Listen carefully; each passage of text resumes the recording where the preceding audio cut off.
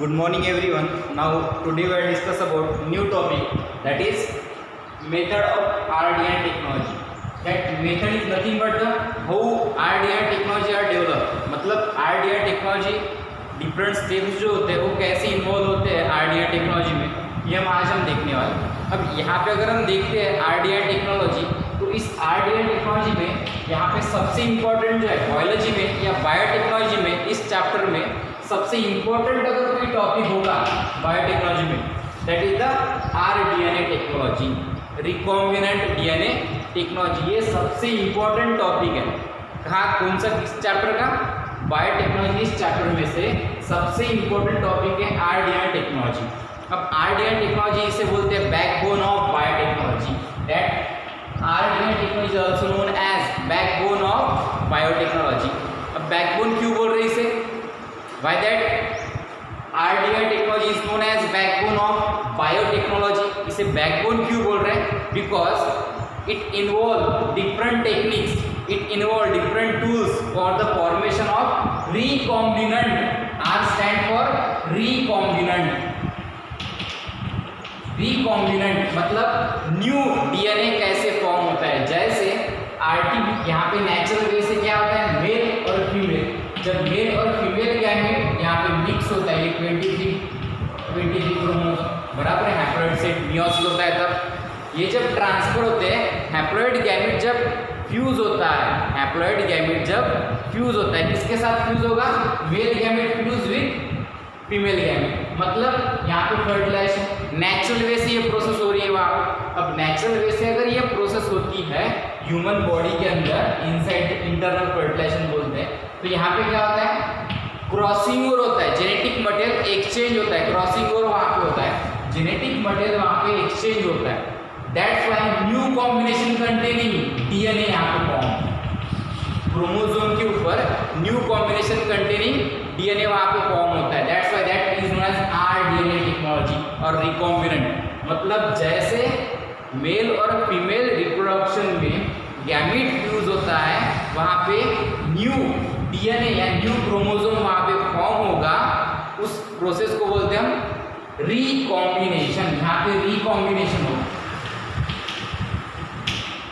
Recombination बराबर। वैसे ये RDNA टेक्नोलॉजी हमने बायोटेक्नोलॉजिकल प्रोसेस में आर्टिफिशियली किया है। आर्टिफिशियली किया है मतलब यहाँ पे क्या हो रहा है, हमने ये डिजाइन किया, ये आर्टिफिशियली बनाया है आउटसाइड द बॉडी, बॉडी के बाहर। ये प्रोसेस कहाँ पे हो रही है? बॉडी के अंदर नेचुरल वे से, लेकिन बॉडी के बाहर ये प्रोसेस कैसे हम कर सकते हैं? आउटसाइड द बॉडी, बॉडी के बाहर। That's why that process is known as artificial method. हमने बॉडी के बाहर ये रिकॉम्बिनेंट कंटेनिंग डीएनए फॉर्म किया है with the help of RDNA technology process. अब RDNA टेक्नोलॉजी प्रोसेस में होता है, अलग अलग स्टेप्स इन्वॉल्व होते हैं। लास्ट टाइम हमने देखा है, लास्ट पीरियड में हमने ऑलरेडी ये देखा है। अब RDNA टेक्नोलॉजी में फर्स्ट प्रोसेस है, different steps are involve in RDNA technology. अलग अलग स्टेप्स यहाँ पे होते हैं। First that is the isolation of DNA और जीन फ्रॉम डोनर सेल, मतलब ये डोनर सेल से isolation of DNA. Last time हमने देखा है, लास्ट पीरियड में डिस्कस किया हमने, क्या बोला यहाँ पे ह्यूमन सेल। ये कौन सी सेल है? Human cell. ये ह्यूमन सेल है, इस ह्यूमन सेल में न्यूक्लियस प्रेजेंट होता है बराबर। इस न्यूक्लियस के अंदर क्या प्रेजेंट होगा? डीएनए, सर्कुलर डीएनए, क्रोमोसोम होते हैं, तो इसके अंदर सर्कुलर डीएनए नहीं, यहाँ पे क्रोमोसोम होते हैं। डेंस बॉडी यहाँ पे प्रेजेंट होती है, क्रोम मतलब कलर्ड बॉडी यहाँ पे प्रेजेंट होती है, इसके ऊपर डीएनए प्रेजेंट होता है, लाइक दैट बराबर। अब ये डीएनए, इस डीएनए में क्या है? इंसुलिन प्रोड्यूसिंग जीन है। क्या प्रोड्यूस करता है वो? इंसुलिन प्रोड्यूसिंग जीन बराबर। मतलब डीएनए के ऊपर एक सेगमेंट है, सेगमेंट ऑफ डीएनए। ये पहले यहाँ पे क्या करना पड़ेगा हमें? डीएनए इस सेल से, ये डोनर सेल, ये कौन सी है? ह्यूमन सेल बराबर, ह्यूमन बॉडी सेल है। इस ह्यूमन बॉडी सेल में से हमने क्या किया है, यहाँ पे डीएनए जो है वो आइसोलेट करना है, बाहर निकालना है। That process is known as isolation of DNA और जीन फ्रॉम डोनर सेल। ये डोनर सेल कौन है? डोनर ह्यूमन बीइंग बराबर। ह्यूमन बीइंग में जो सेल है, ह्यूमन बीइंग क्या है? ये it act as a donor. ये डोनर है, मतलब यहाँ से डीएनए हमें आइसोलेट करना है। That's why that first step is known as isolation of DNA. अब आइसोलेशन कैसे करेंगे, डीएनए को आइसोलेट कैसे करते हैं? इतनी इजी टेक्निक है क्या डीएनए आइसोलेशन? डीएनए आइसोलेशन इतनी इजी टेक्निक नहीं है। डीएनए आइसोलेशन के लिए हमें क्या करना पड़ेगा? डीएनए आइसोलेशन करने के लिए पहले आउटर जो वॉल है प्लाज्मा मेम्ब्रेन, उसे ब्रेक करना पड़ेगा, बराबर? प्लाज्मा मेम्ब्रेन को ब्रेक करना पड़ेगा। देन उसके बाद इसके अंदर जैसे ये प्रोटोप्लाज्म में एंटर होगा, साइटोप्लाज्म में जैसे एंटर होगा वो, वैसे उसके अंदर अलग अलग कंपाउंड भी प्रेजेंट होते हैं साइटोप्लाज्म में। देन न्यूक्लियर मेम्ब्रेन होती है, न्यूक्लियर मेम्ब्रेन के अंदर जाना पड़ेगा, बराबर? फिर न्यूक्लियर मेम्ब्रेन के अंदर जाने के बाद वो डीएनए के अंदर राइबोसोम भी होता है, देन आरएनए भी होता है, बराबर? It is not easy to separate और isolate DNA from human cells, human body से। इतना इजी होगा क्या वो सेपरेट करना? इतना इजी नहीं होगा। क्यों? क्योंकि यहाँ पे आउटर मेम्ब्रेन होती है, यहाँ पे प्लाज्मा मेम्ब्रेन, बैक्टीरिया है तो सेल वॉल वहाँ पे होती है, बराबर? तो उसे डाइजेस्ट करने के लिए, अगर बैक्टीरिया सेल से अगर हम आइसोलेट करते हैं, उसे डाइजेस्ट करने के लिए हमें क्या चाहिए? Lysozyme enzyme. मान लो इसकी जगह अगर बैक्टीरिया सेल है, क्या है ये? Bacteria cell, outer most cell of bacteria is cell wall, उसे क्या बोलते हैं हम? Cell wall, outer most. तो यहाँ पे हम इसके ऊपर क्या इंसर्ट करेंगे? Lysozyme enzyme. कौन सा? Lysozyme enzyme, lysozyme enzyme insert करेंगे। जैसे लाइसोजाइम एंजाइम इंसर्ट करेंगे वैसे क्या करेंगे? ये आउटर वॉल ब्रेक कर देगा, बराबर? आउटर वॉल क्या करेगा? ब्रेक करेगा। आउटर वॉल ब्रेक होगी तो ही हम आइसोलेट करेंगे डीएनए, अदरवाइज करेंगे क्या? नहीं। देन उसके बाद सेकंड टेक्निक कौन सी है यहाँ पे? अगर प्लांट सेल है, अगर मान लो यहाँ पे ये प्लांट सेल है, वहां से डीएनए अगर आइसोलेट करना है तो हम क्या कौन सी मेथड यूज करेंगे? कौन सी मेथड यूज कर सकते हैं? यहाँ पे प्लांट सेल है तो यहाँ पे एंजाइम इसके ऊपर बाइंड करेंगे। कौन सा एंजाइम? वहां पे सेलुलेज। कौन सा एंजाइम? सेलुलेज। सेलुलेज ये एंजाइम इसके ऊपर बाइंड करेंगे। ये सेलुलेज क्या करेगा? सेल वॉल को ब्रेक करेगा। क्या करेगा वो? सेल वॉल को ब्रेक करेगा और ये अंदर एंटर होगा। कहाँ पे? प्रोटोप्लाज्म, बराबर? देन उसके बाद नेक्स्ट अगर हम देखते हैं फंगस, फंगस सेल है, कोई फंगस की सेल अगर है तो fungus cell, cell wall of fungus which is made up of chitin. क्या होता है वहां पे? फंगल सेलुलोज और काइटिन वहां पे होता है। तो वहां पे हम यूज क्या करेंगे? काइटिनेज। ये काइटिनेज एंजाइम इसके ऊपर बाइंड करेंगे। एंजाइम क्या करेगा? आउटर वॉल डाइजेस्ट करेगा, और आउटर वॉल डाइजेस्ट होगी तो ही हम अंदर जा पाएंगे, अदरवाइज अंदर नहीं जाएंगे। जैसे प्रोटोप्लाज्म में एंटर होंगे, प्लाज्मा मेम्ब्रेन में एंटर होंगे, वैसे एक्टिविटी वहां पे स्टार्ट होगी। अब यहाँ पे क्या करते हैं? अलग अलग एंजाइम यूज करते हैं according to cell. Donor cell, यहाँ पे डोनर सेल कौन सी है? ह्यूमन सेल, या ह्यूमन बॉडी में से हम आइसोलेट कर रहे हैं, दैट्स वाई यहाँ पे अलग एंजाइम वहाँ पे यूज करेंगे। देन उसके बाद नेक्स्ट अगर प्रोसेस देखते हैं, जैसे ये एंजाइम ने डाइजेस्ट कर लिया, आउटर वॉल जो है, आउटर मेम्ब्रेन डाइजेस्ट कर लिया, वैसे वो आउटर वॉल डाइजेस्ट होगी, बराबर? तो यहाँ पे क्या होगा? आउटर वॉल डाइजेस्ट होने के बाद इस सेल के अंदर अलग अलग कंपाउंड प्रेजेंट होते हैं। राइबोसोम होता है, लिपिड होता है, प्रोटीन होता है, बराबर? तो ये प्रोटीन, मतलब हमें प्रोटीन चाहिए क्या? नहीं। क्या चाहिए? DNA, purified DNA. ये प्रोसेस होती है प्यूरिफिकेशन की। अब प्यूरिफाइड डीएनए चाहिए तो हम क्या करेंगे? यहाँ पे प्रोटीन जो है उसे, प्रोटीन को डाइजेस्ट करने के लिए प्रोटीएज, कौन सा एंजाइम? प्रोटीएज एंजाइम यहाँ पे बाइंड करेंगे। क्यों? क्योंकि ये प्रोटीन जो भी है वो प्रोटीन को डाइजेस्ट करेगा, इसलिए यहाँ पे हम प्रोटीएज एंजाइम इंसर्ट करेंगे। Then inside that is the presence of another enzyme.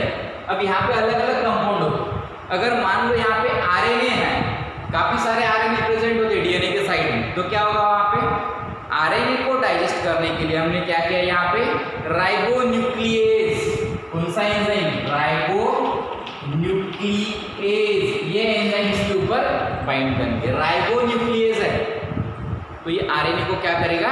Digest करेगा। मतलब इसे प्यूरिफाई कर रहे हैं हम, यहाँ पे प्यूरिफिकेशन प्रोसेस मतलब यहाँ पे क्या है, हमें सिंपली डीएनए आइसोलेट करना है। तो डीएनए आइसोलेट करने के लिए स्टेप वाइज हम क्या कर रहे हैं, अलग अलग एंजाइम इंसर्ट कर रहे हैं। वो सभी एंजाइम इंसर्ट करेंगे तो यहाँ पे क्या होगा, डीएनए अपने आप आइसोलेट हम इजीली कर पाएंगे। देन उसके बाद राइबोन्यूक्लियस वहाँ पे इंसर्ट करेंगे। मान लो सेल के अंदर लिपिड होता है, लिपिड को डाइजेस्ट करने के लिए लाइपेज, कौन सा एंजाइम होगा, लाइपेज। वो लाइपेज एंजाइम यहाँ पे हम क्या करेंगे, इंसर्ट करेंगे। जैसे लाइपेज एंजाइम इंसर्ट करेंगे, लिपिड क्या करेगा, वो डाइजेस्ट करेगा। मतलब यहाँ पे बचा क्या है, डीएनए।